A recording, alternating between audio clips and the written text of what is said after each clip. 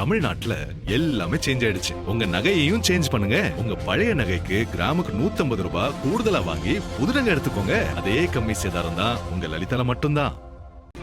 ஜூலை 18 அல்ல, நவம்பர் 1ஆம் தேதியே தமிழ்நாடு நாள் என்று பாமக தலைவர் அன்புமணி ராமதாஸ் தெரிவித்துள்ளார்.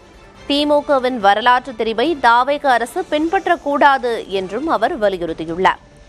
ஜூலை 18ஆம் நாள் தமிழ்நாடு நாளையொட்டி பள்ளி மாணவர்களுக்கு பேச்சுப் போட்டி வரவேற்கத்தக்கது என்றும் குறிப்பிட்டிருக்கிறார். தமிழ் வளர்ச்சி மற்றும் அதன் பெருமைகளை பரப்புவதற்கான பணிகள் வரவேற்கத்தக்கவை என்றும் அன்புமணி குறிப்பிட்டுள்ளார். ஆனால் இவற்றின் மூலம் வரலாற்றை திரிக்கும் முயற்சி தொடர்வதை அனுமதிக்க முடியாது என்றும் அவர் கூறியுள்ளார். ஜூலை 18 அல்ல, நவம்பர் 1ஆம் தேதியே தமிழ்நாடு நாள் என்று பாமக தலைவர் அன்புமணி ராமதாஸ் தெரிவித்துள்ளார். திமுகவின் வரலாற்று தெரிவை தாவேக அரசு பின்பற்றக்கூடாது என்றும் அவர் வலியுறுத்தியுள்ளார்.